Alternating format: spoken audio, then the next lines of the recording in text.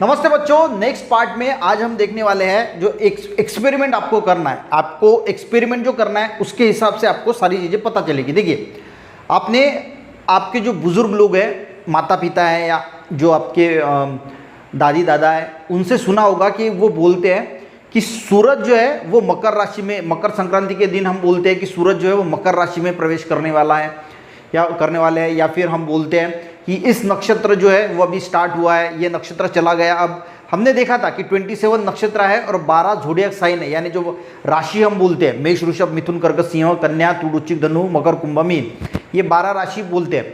तो मकर राशि में जो है वो सूरज प्रवेश कर रहा है। तो क्या सच में सूरज ऐसा कुछ एंट्री करता है? सूरज तो कहीं जाता आता नहीं है, या फिर और जो है वो सूरज का चक्कर लगा रही है, तो सूरज तो एक जगह पे है, तो सूरज फिर एंट्री कैसे करता है, ये हमें समझना है। देखिए, इसके लिए आपको एक्सपेरिमेंट क्या करना है, आपके 12 फ्रेंड जो है वो आपको लाने हैं, ठीक है।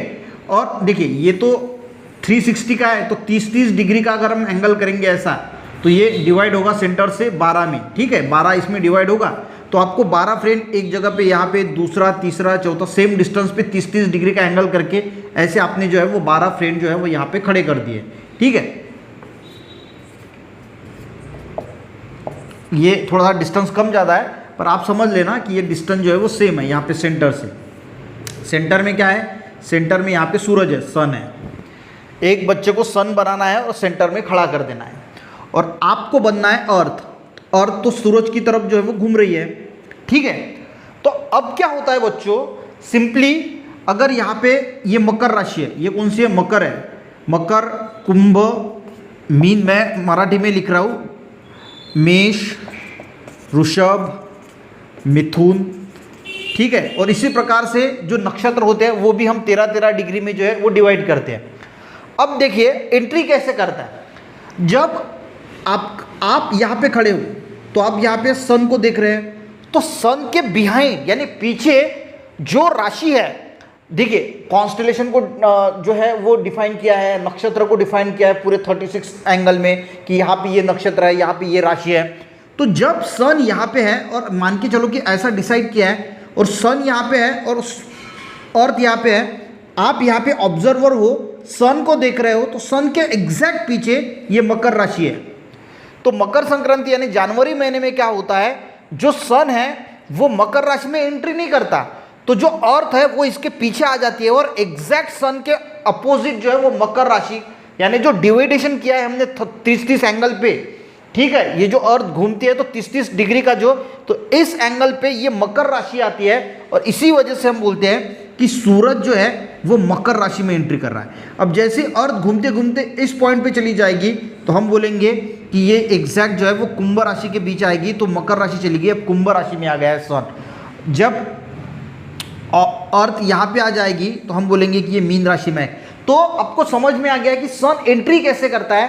तो वो जो राशि है उसके एग्जैक्ट पीछे जो है वो अर्थ आती है, और अर्थ जो है वो उसके एग्जैक्ट जो है वो सन को जब हम देखते हैं तो उसके पीछे जो है वो बहुत सारे नक्षत्र कॉन्स्टेलेशन होते हैं, या फिर नक्षत्र होते हैं, या राशि होती है।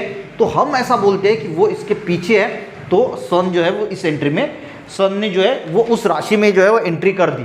तो सन तो कहीं घूमता फिरता नहीं है, और जो है वो चक्कर लगाती है, पर हमें ऐसा लगता है, और हमें ऐसा आभास होता है कि सन जो है वो ईस्ट साइड से राइज हो रहा है और वेस्ट साइड को जो है वो सनसेट हो रहा है, तो हमें ऐसा लगता है।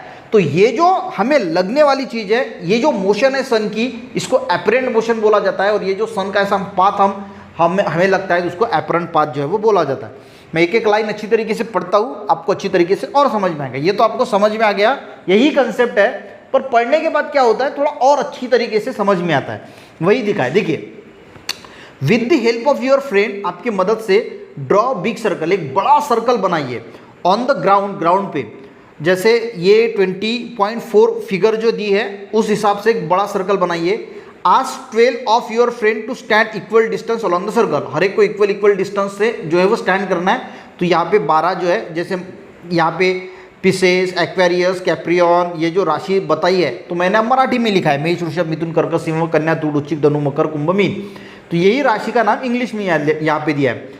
और आपके 12 दोस्तों के पास क्या करना है, 12 of your friends to stand at equal distance along the circle, each holding the play card with the name of one zodiac sign in proper order. जैसे प्रॉपर ऑर्डर में मेष, वृषभ, मिथुन, कर्क, सिंह, ऐसे तो मेन ऑर्डर है ना, तो इंग्लिश में जो राशि होती है उसका भी एक बोर्ड बनाने का, उस पर नाम लिखने का और एक फ्रेंड को वहाँ पे खड़ा करना कि ये रास है, ये रास है।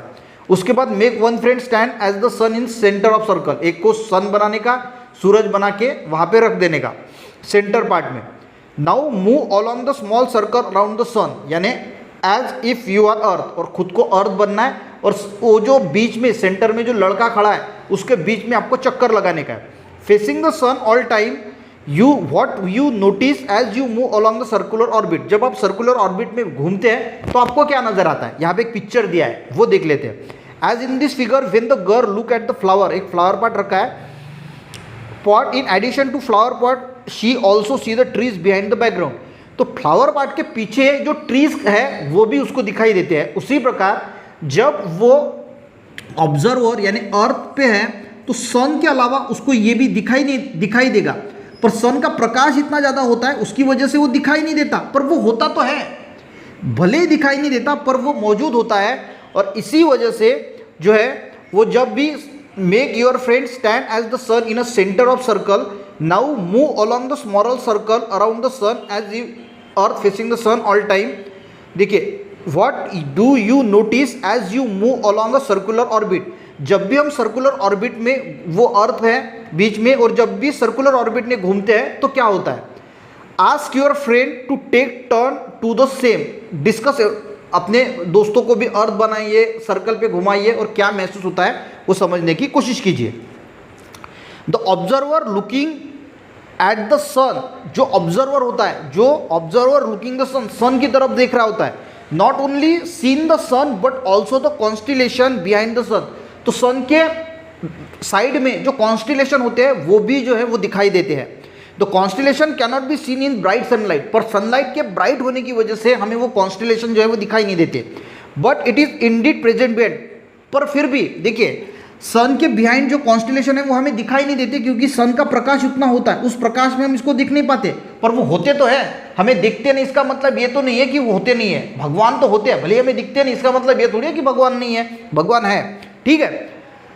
The constellation cannot be seen in bright sunlight but it is indeed present behind the sun as the earth changes its position, जैसे ही अर्थ अपनी पोजिशन को चेंज करती है, अ डिफरेंट कॉन्स्टिलेशन और ज़ोडिएक साइन और राशि अपीयर बिहाइंड द सन, तो अलग अलग कॉन्स्टिलेशन, ज़ोडिएक साइन, नक्षत्र जो है वो इसके बिहाइंड जो है वो हमें देखने को मिलते हैं। This is what we express when we say that it enter in a particular zodiac sign, और हम बोलते हैं कि सन ने उस राशि में, उस नक्षत्र में या फिर उस कॉन्स्टिलेशन में जो है वो एंट्री कर ली। फॉर एग्जाम्पल मकर संक्रांति में we say that sun enters in मकर राशि, हम क्या बोलते हैं कि वो मकर राशि में यानी जो कैप्रिकॉर्न ज़ोडिएक साइन है उसमें प्रवेश करता है, उसके प्रवेश करता है, यानी अर्थ जो है उस राशि के एग्जैक्ट सन के बिहाइंड जो है वो आता है, पीछे आता है, और हम बोलते हैं कि सन ने उसमें एंट्री कर दी।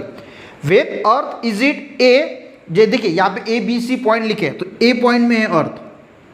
For the observer on the earth the sun appear to be the, तो स्कॉर्पियो, वहाँ पे जो स्कॉर्पियो दिखी है यानी जो वृश्चिक राशि है उसमें जो है वो सन करेगा, जब earth move from A to B, observer will see that the sun enter in, तो लिब्रा यानी तूड़ राशि में प्रवेश करेगा सन जो है, तो ये दिख रहा है ना आपको A B C, A position पे अर्थ है, सन के ए पोजीशन के एग्जैक्ट आगे कौन थे, स्कॉर्पियो, तो वो स्कॉर्पियो में एंटर करेगा, ऐसा माना जाता है।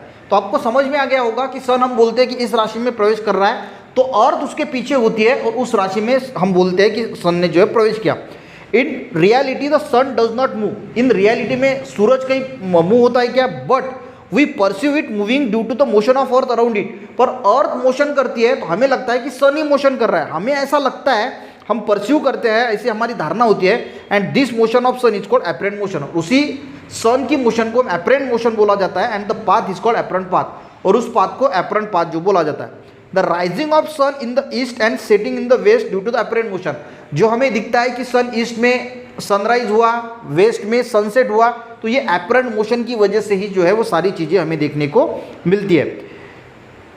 You might have heard some elder saying that the particular नक्षत्र इज राइजिंग, हम बोलते हैं ना अब ये नक्षत्र शुरू होने वाला है, ये नक्षत्र खत्म होने वाला है, तो ये क्या है, सन अर्थ पीछे है, यहाँ पे जो नक्षत्र का एंगल बना है वो जो नक्षत्र है वो राइज होने वाला है, ये खत्म होने वाला है जैसे जैसे अर्थ घूमेगी वैसे वैसे।